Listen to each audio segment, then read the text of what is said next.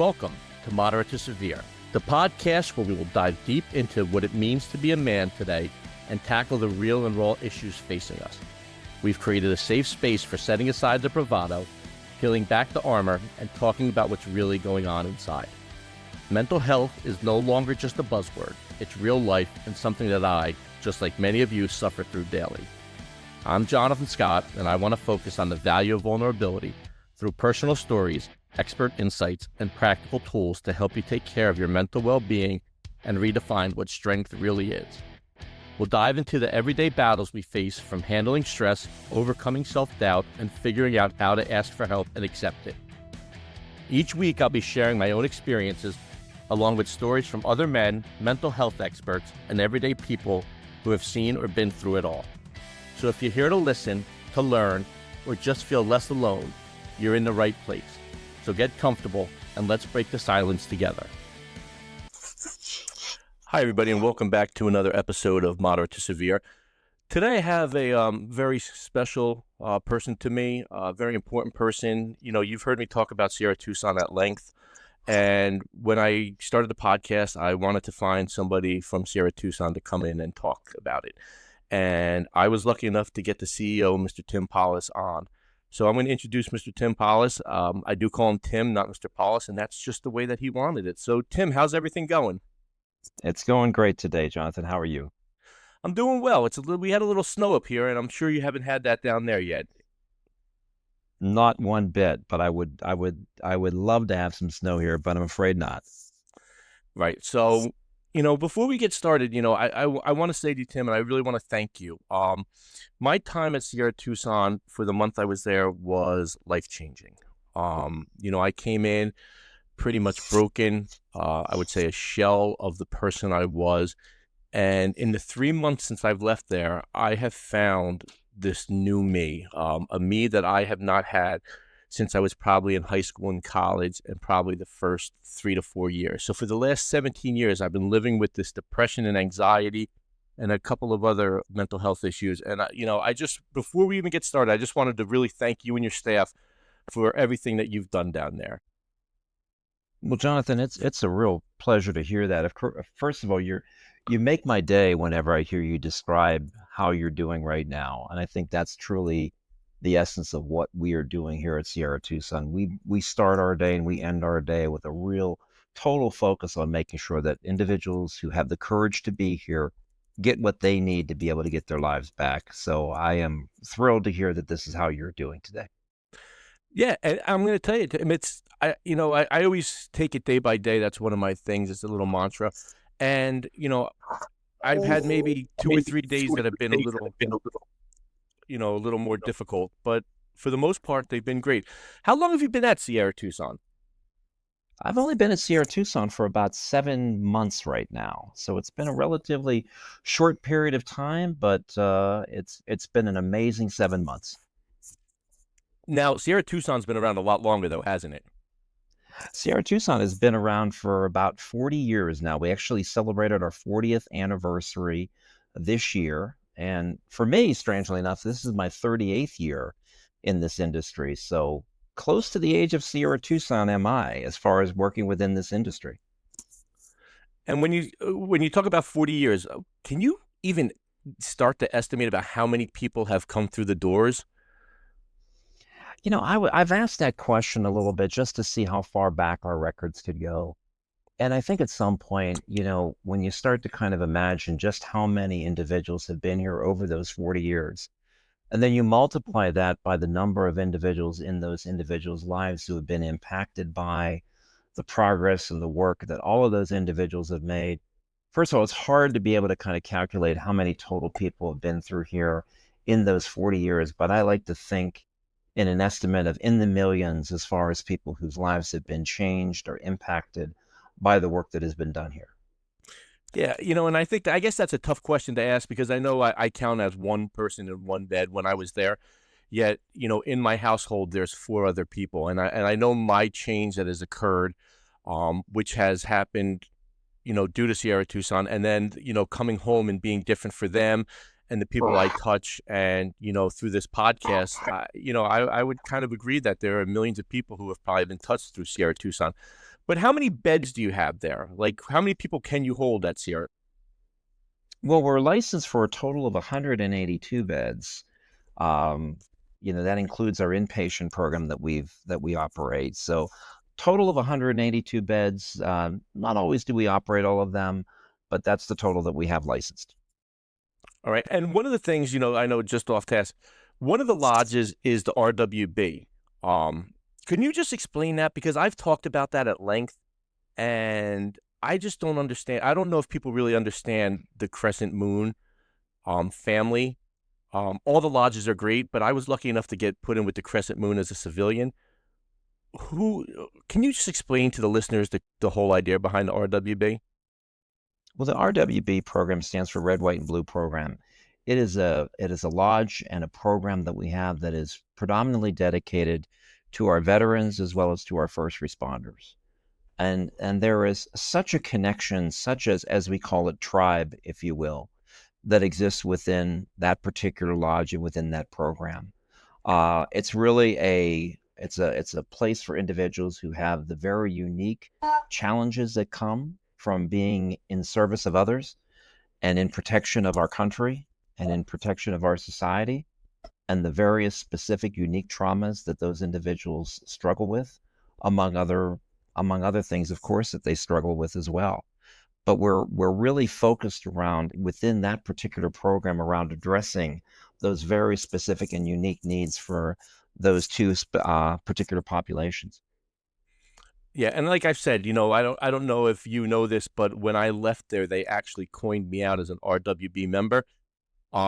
Besides the marriage and the birth of my children and a couple of other things, it was probably one of the most significant parts of my life, just being recognized by them. And I'm going to do a show with a veteran. I'm working on getting him on, but just that whole idea. You talked about a lot of the things that people face. What kind of health issues do you deal with at Sierra Tucson? What is the range? We try to be as vast as we can. We actually have three tracks of programming here. One that is devoted to mood disorders, another one that is devoted to trauma, and then another one that is for substance use and addiction. So we have those three tracks of programming, and I think it's fair to say that, not everybody falls into one specific diagnosis. Many individuals who have mood issues could also have trauma. Individuals who struggle with alcohol or other substances could also have depression. And so there is this kind of a broad approach that we use, but for the most part, we do identify individuals upon admission to find out exactly what is the most predominant issue that they're struggling with. And it is within that particular track of programming that we would assign that individual to. But you could say depression, anxiety, addiction. We do secondary eating disorders as well. So if there is an overlapping um, uh, disordered eating concern that a patient might have, we would also be able to address that. Sometimes that comes with the territory when a person has been depressed. We deal with pain issues here as well, on a smaller scale. But when you think about all the different issues that could bring somebody into treatment, all the different diagnoses of obsessive compulsive disorders and anxiety, all of those disorders are pretty much fall within our range. The one thing that we don't do is we don't do a primary eating disorder program, but we do have that secondary program. Right. And I know you also work with people. I know nicotine is a lot of the people come down there with nicotine addiction. One of the things I had when I came down was the use of chewing tobacco, which I pretty much stopped down there through the help of one of your nurses and her smoking cessation courses. So Yeah. yeah, I feel when you say that there are, the primary and then the secondary, you're really working on, a lot of those things down there. I mean, you're all encompassing when it comes to it almost. We try to be as capable as we can get. I mean, we provide ketamine services here. We provide TMS, transcranial magnetic stimulation, which is a treatment approach towards being able to address depression among other disorders. We have a TMS product that is specific for pain. So an individual who might be experiencing pain, we have the capability to be able to use this wand that would help alleviate some of that using the same type of technology that we would use for TMS for the treatment of a depression. So we have a kind of an interesting array. And I like to say that we're not finished yet. There's so many other things that are coming up and that are on the horizon. And from where we sit here, we like to make sure that we're on the engine with all of that. So are we looking at some other interesting treatment approaches, virtual reality, all of that? Those are things that we are absolutely currently exploring. Yeah, when I looked to come down there, one of the things was that I was on ketamine, and that was one of my concerns.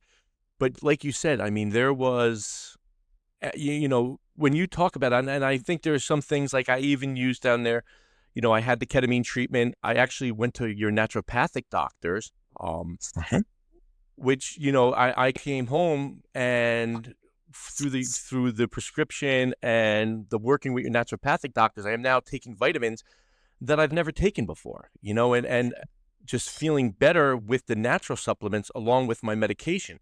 So I think when you say that, all encompassing and you're doing that, I mean, there are massages, there's acupuncture. So, pretty much anything that somebody would need for the most part, you guys are able to take care of. And I know that some of the guys in the RWB actually went off site for shots sometimes that were provided as Yeah, well. yeah. We do have access to a clinic that allows us to get what's called the stellate ganglion shot. It's a shot that goes into the base of the neck, and it's also been used to treat trauma. So we do have some of those types of services that we can kind of gain access to. We have hyperbaric chamber access as well. That we can also kind of pull in periodically if we have an individual who might need electroconvulsive therapy, ECT. We have some resources and some partners within the community that we would be able to refer those individuals to as well.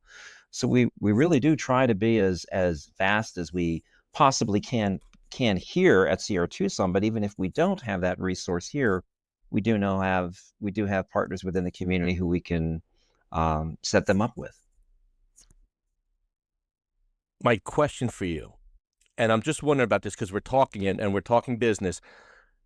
How do you make time for everything that you have to do? Now, this is a podcast on a Friday before the holiday break. You were kind enough to come on and join me here, and I know how busy you are. I refer to you as Tim and not Mr. Paulus. And one of the reasons I do that is because you're there. When you go to some of these places or you go to businesses, you don't see the CEO. But yet the first day I was there, somebody said, "That's the CEO." And I said, "Who?" And they pointed you out to me and they were like, "That's Tim. You'll see him around." And I said, "Sure you will. You're going to see him around today and on my discharge." But you were there. Like, what does a day look like for you? And how do you get everything done that you have to get done being as visible as you are? You know what? When the things that matter the most to you get done, you really feel like you've accomplished a lot in a day. For me, I get here at around 6:30 in the morning, and really for the first 2.5 hours of my day, I have the real privilege to be able to sit and to talk with the patients who are in our cafeteria at that time. And that's probably where you most likely may have seen me, Jonathan, is just kind of walking around. I enjoy sitting and talking to individuals about what's brought them here. And I hear a variety of things. I hear everything from, I don't know for sure if I can do this. Uh, the pillows could be a little bit firmer. Uh, I've heard everything, but you know what also I hear? I hear I'm scared. I hear I don't think I deserve to be here. I don't think my story matters. I hear that. And I think whenever I look at the way in which I could spend my day, spending the extra time to get here in the morning to be able to put your finger on the pulse of individuals who are coming to us at their most broken, at their most challenged, at their most fearsome time in their lives in many instances.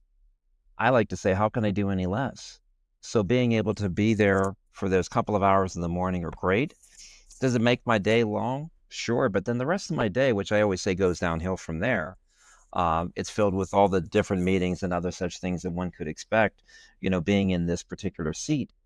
But, I never can, never will, never should ever lose sight of the things that really matter most. And that's the lives of the individuals who have the courage to come here.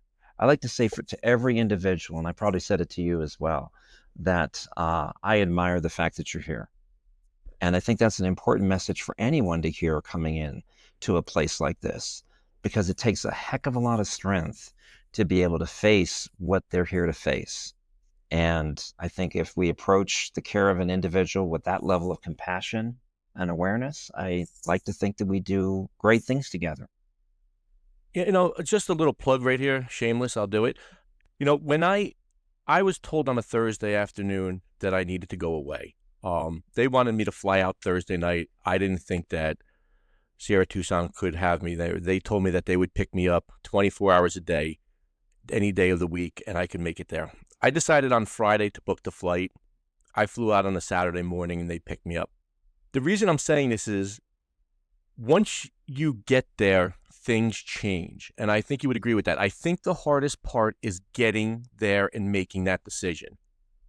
For me, I think if I waited one more day past that Friday morning, I don't know if I would have made it to Sierra Tucson. I mean, is that one of the things you find is that the hardest part is for the people to get to finally make that decision to say, I'm going to go and I'm going to buy in? Yeah. I think that's a hard decision for many. I think I like to call it the moment of truth, where there is this, obvious reality that one is feeling, and there is a fork in the road that they are at. And it becomes a question of, well, do I want to continue to keep feeling as I have been feeling, or do I believe that there is an opportunity and a hope for me out there to feel something different? And for some, it's a fearsome idea to come in and to address all of those challenges. It's very, very scary. And I think sometimes that fright gets the best of us. And it's in those instances where, that individual may say, I don't know for sure if this is the right time for me. Or they may come up with another reason to not make it the right time for them. But how we manage that moment of truth, obviously, whenever that person gets here, we kind of wrap ourselves around them in the sense of we make it very clear that we support them. We make it very clear that we, yes, admire them. We walk them through a process with as much compassion as we can, realizing that this is not an easy decision to make. But with the understanding and the emphasis being is that what you're about to go through and to feel something different than what you've been feeling is something that you absolutely 100% deserve. And so our goal is to make sure that individuals feel comfortable doing something that's incredibly uncomfortable, and to help them feel as though that this is a place where they can find hope when they are at their most broken. So I think that how we manage that moment of truth and the fact that that exists as an initial barrier or a hurdle for somebody to come into treatment, it is absolutely present in a lot of instances. We just need to make sure that it's our moment of truth as well. Yeah, and I think you do a great job of that. I think one of the things that I would say to anybody is you have to buy in. I bought in, and now I don't want to sound like this was my first rodeo. I was never in an overnight, never in a facility, but I went to a lot of therapists, and I never really bought in. I bought into my first one about 4 years ago. But when I went to Sierra Tucson, I told myself I was going to take advantage of this place for every single thing that it provided. And if you do that, I am a firm believer that you will get the results out of it. So what I wanted to ask you now was, what does a day look like for a resident? Because I think some people think, I went away to Tucson, Arizona, and I walked around and looked at rattlesnakes all day and stood in the heat. And it was heat, but it was a dry heat, I was told. What does a day look like with all the classes and all the support? Because I think that is really, besides the conversations with the other patients and yourself and the staff members and the people who teach the classes, taking time outside of the classes, I really think if you dive into those classes and what you provide with the classes and the structure and the different activities and the therapy sessions, really provides what you're saying, like, we welcome you here, we're going to take care of you. You provide everybody with a calendar every day. What does Yes. a typical day look like for a resident there? Well, that's a tough question, I got to admit, because you're right. We do personalize everyone's individual day. Their schedule is very much individualized for them and just them. And so you can imagine how difficult that can be when we may have 120, 130, 140 individuals here. So to be able to kind of say what each day for an individual may look like, I would say that a lot of times they will have a process group during the day. They will have a variety of other groups that are psychoeducational in nature. They may have also sprinkled into that some of the specialty therapy that we do. So maybe to kind of step back a little bit to be able to answer that, an individual who comes to Sierra Tucson receives treatment from a primary therapist, a specialty therapist, a case manager, and a psychiatrist. And all of those individuals, that represents the treatment team for that for that particular individual. All of those folks are there to meet with that patient on a weekly basis. They also have their process group with their primary therapist. They may also have some of these other specialty services that we provide. So we have an equine therapy program here. So there may be some of that that an individual might partake of. We have experiential programming. So taking a hike or doing a rock climbing wall, we have those sorts of activities as well. And based upon where that individual might be at, what they're scheduled for, what their track of programming would be, they would have access to that. Right. Um, I loved it. I loved your classes. I actually, and don't get mad at me for saying this, there were a couple of your educators who taught the classes. I want to say the RTs. Were the RTs the ones who taught the classes? And I thought they were great. I mean, I've been teaching up in New York for 23 years, and I've told a couple of them that if they ever get tired of Sierra Tucson, they could come find a job in New York because they're top of the line. They were great. The way they got the message across, they were phenomenal. But I don't expect anything less from Sierra Tucson. What is the success rate of the individuals who complete the full program at Sierra Tucson when they go through, not when they make their own program up, like when they decide to leave after 2 weeks and they don't do the follow-up programs. But if you are a Sierra Tucson individual who goes through the program, does what they're supposed to do, follows up, goes through the treatment afterwards, what's the success rate look like?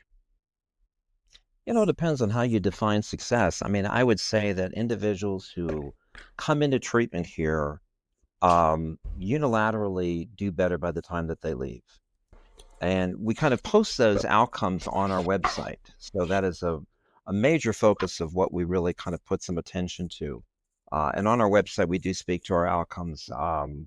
Individuals who might come feeling one way, leaving feeling something different. And on the average, exactly how much of a change score do you see whenever you come in for depression feeling this way based upon this symptom mix versus whenever you leave feeling the same symptoms, but maybe obviously less intense of a symptom impact on your life. So I would like to say that the clear majority of the patients that we have here are absolutely getting better. We may have individuals who may just not feel like this is the right time for them to come into treatment. And those would be individuals who we might suggest maybe did not necessarily complete their treatment. And I think you mentioned them at the very beginning in that caveat. Otherwise, I would say that the individuals who come here to Sierra Tucson across the board are going to see some improvements from where they were to where it is that they were whenever they left. What do you think the most important thing that people learn at Sierra Tucson? I'm going to speak myself, just for anybody who's listening out there. My thing was to learn who I was again. I like to say that you're not going to beat the mental health issues that I had, which were depression, anxiety, and ADHD and things of that nature. But I learned to live with them, and I realized that with the proper tools in hand, I could go on and live a very happy life that I'm doing right now. Sierra Tucson taught me that to take it day by day. It taught me to find my individual self and to take risks. I'm a 270-pound alpha male who now enjoys writing poetry. I have no problem admitting that. I post it online. I do things of that nature. I learned that all from the people under your direct control, Tim. What do you think is one of the things that people learn about them? What do you hear that the people really, when they talk to you on their exit day, what are they saying to you that they'll never forget about Sierra Tucson, that this is what Sierra Tucson helped them do?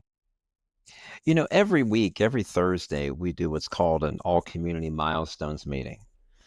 And it's kind of like a community coin out, if you would, where or a community graduation, where individuals who are graduating over the week are going to come up to the front of our room with all of our staff there, with all of the other residents within this community there.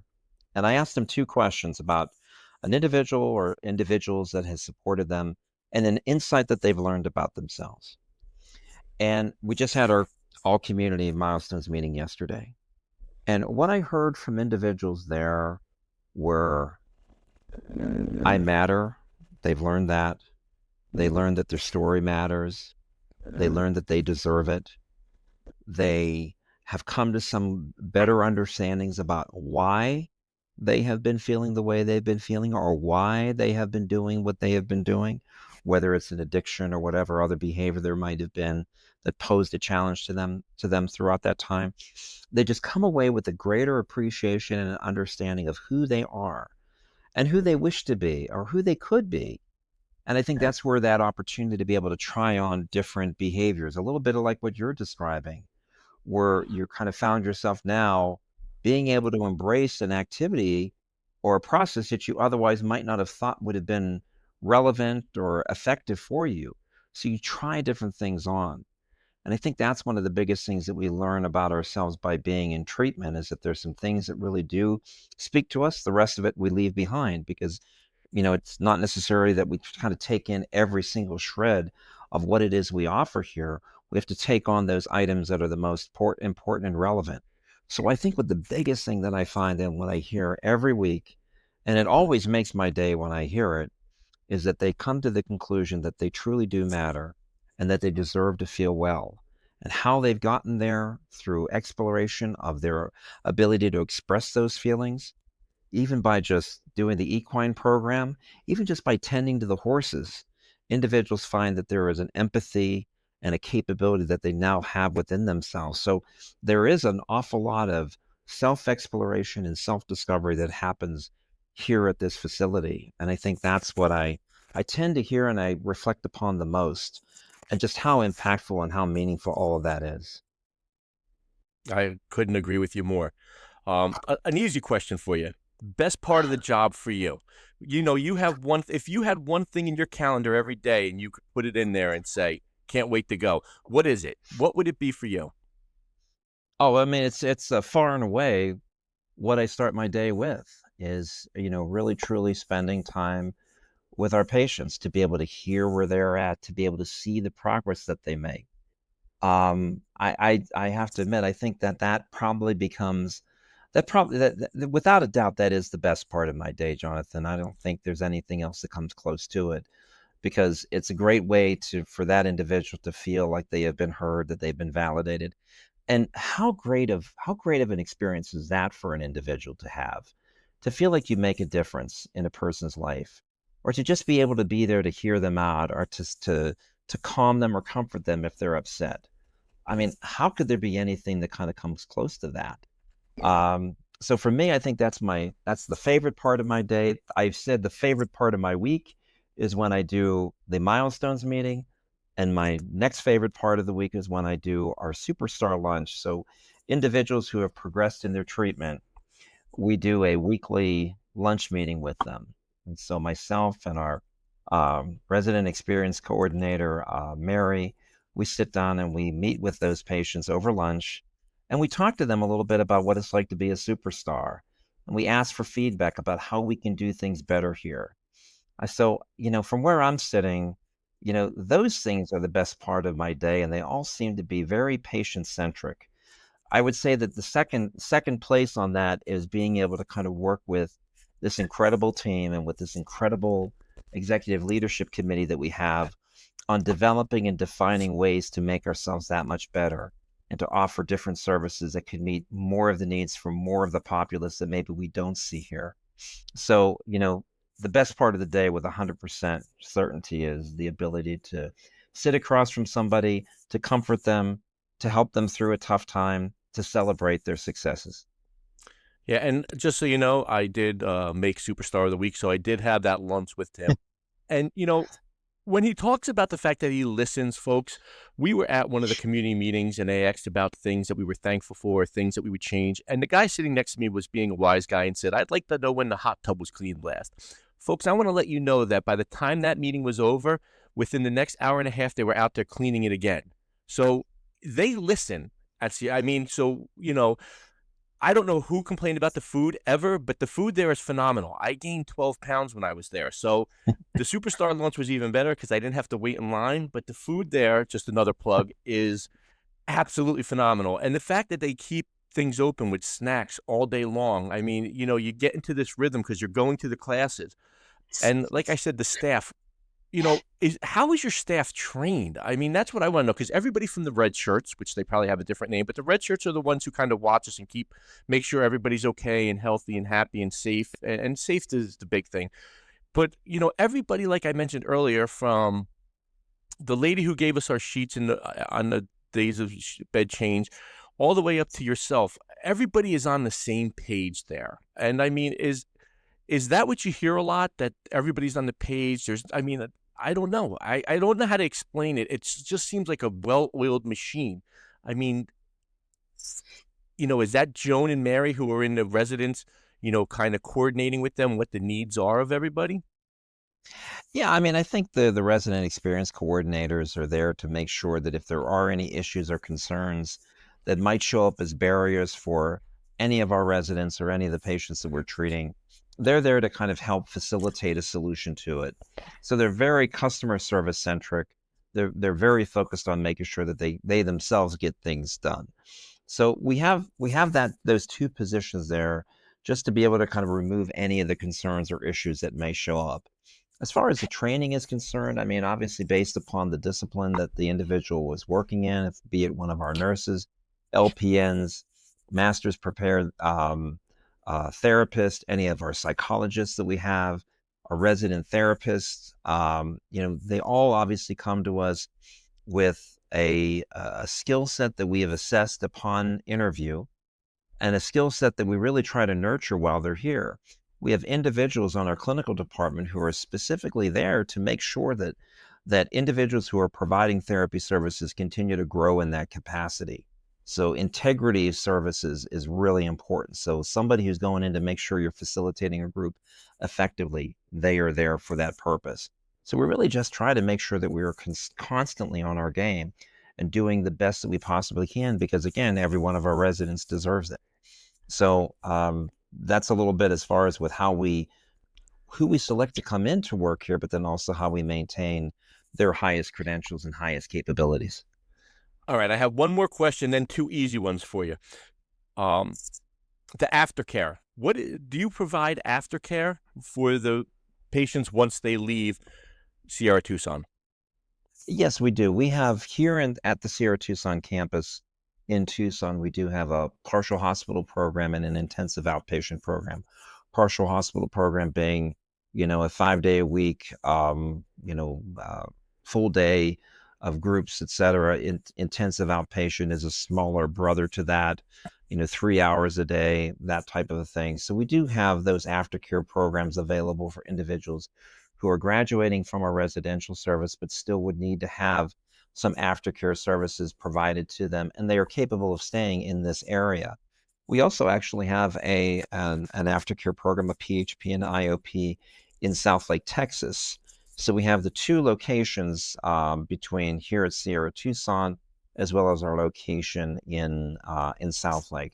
We're also working with the University of Arizona on the development of an intensive outpatient program for students there at the U of A on campus. So we've got kind of a couple different things that we're working currently.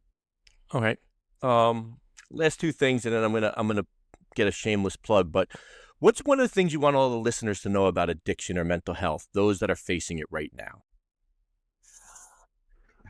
I think the biggest thing that I would say is kind of what I think I've probably said a multiple of times throughout this podcast, Jonathan, and that's that you matter, that your story matters, that you deserve to feel well, that the experiences that you have are treatable, the diagnosis that you have is treatable, that I know that it's scary to maybe seek out treatment, but you deserve it. And so I think that's probably the biggest message. I know it seems probably pretty evident, but it's amazing sometimes how individuals who, even while they are in the midst of receiving said treatment, still don't believe that they are worthy of it. So I guess the biggest message that I would say is that if you're feeling a way that you're feeling, you don't have to feel that way. You do have opportunities, you have options. Get treatment.